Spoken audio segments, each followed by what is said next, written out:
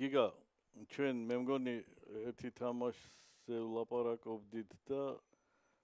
იქ ვახსენეთ ეგ კი სტანდარტი ჩვენ ვახსენეთ და თქვენ ძალიან კარგად ახსენით შექმნილი მდგომარეობა შენგელია საფეხბურთო დარტყმა იყო კიდევ ერთხელ ვამბობ რომ ეგ იყო იმის ბრალი რომ სოფლიო ჩემპიონატი იყო ნახევრიან მაგრა ერთვებოდა შეტევაში ერთვებოდა მართლა ძალიან სერიოზულად და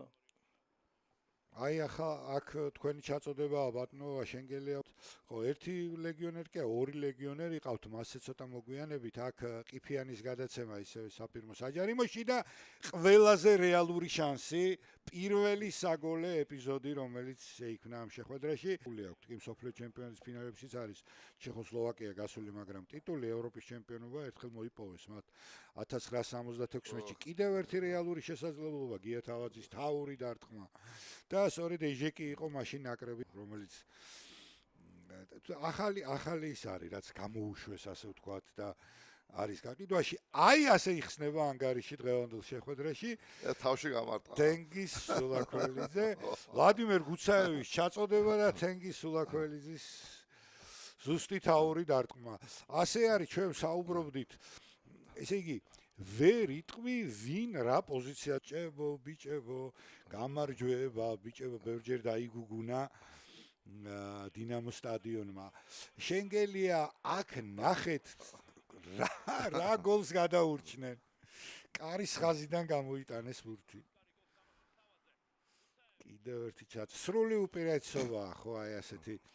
უპირატესობა სერიოზულ მეტოქესთან აქ შეჩერდება შეხვედრა ვინაიდან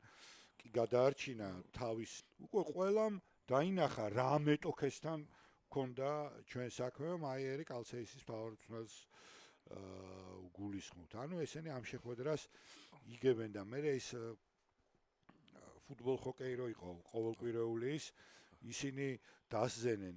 მაგ ამოვიკითხე ეს ფაქტი რომ ისინი აქ იყვნენ გერმანელები თბილისში ჩვენო ვერ მოვახერხეთო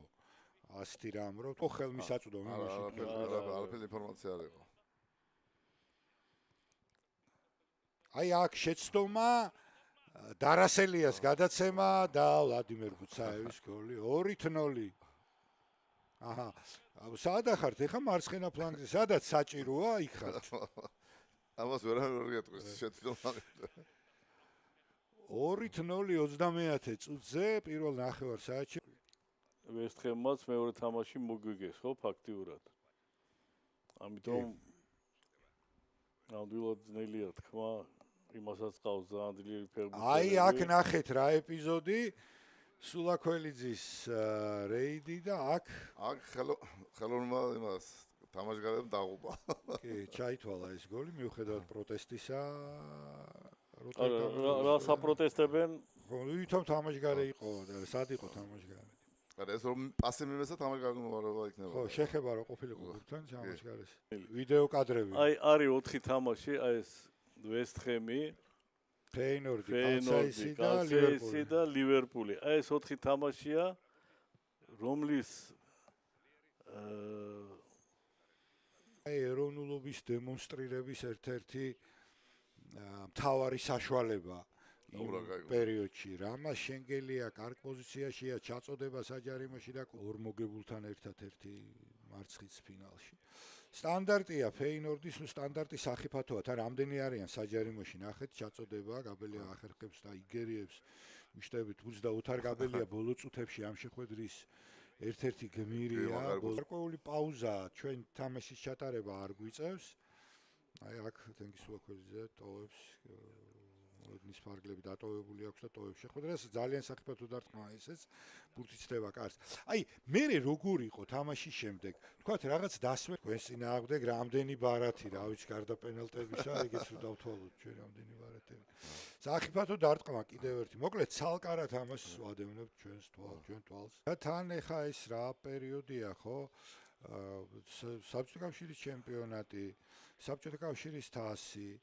ევროთასები, აქ აი პირველი სიგნალია აქ უკვე პირველი ანგარიშის წაგებული და ესა აგერ ჩვენთან შემდეგ 4 ჩატარებულ შეხვედრაში. ფეინორდი ყოველთვის სერიოზული ძალა იყო და ასე ადვილად აქ ზაურსვანაძე კიდევ ერთი შანსი, პასი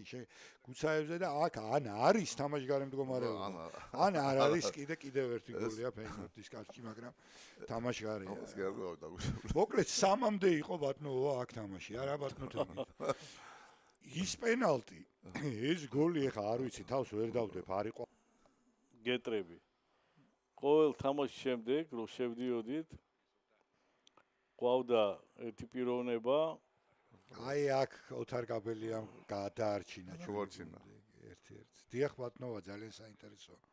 ხო, რომელსაც ჩვენ ვაბარებდით და თვლიდა. აი წარმოგიდგენია, რომ მეიჯექს რაც შეეხება ისიც თქვა, თქვით, ჩვენ 1976 წელს იგი ჩეხოსლოვაკიის ნაკრების მთავარი მწვრთნელი იყო და ჩეხოსლოვაკია ევროპის ჩემპიონი გახდა 76-ში, კიდევ ერთი არასასიამოვნო ეპიზოდი. და ესე იგი ევროპის ჩემპიონი გუნდის ნაკრების მთავარი მწვრთნელი მოყავს ფეინორდ. 78 წლიდან მოახერხვა ადაპტაცია გუნდში, ასეთი მაღალი დონის გუნდში, როგორც დინამო თბილისია და შემდეგ შეუცვლელად თამაშობდა რეგულარულად და დასრულდა დღევანდელი შეხვედრა დინამო ფეინორდი 3-0 განმეორებითი მატჩი გველის წინ. მე კი ყველას ძალიან დიდი მადლობა მინდა გითხრათ ყურადღებისთვის. ბატონო თენგი ძალიან დიდი მადლობა თქვენ რეპორტაჟისთვის და აი ამ დიდებული წუთების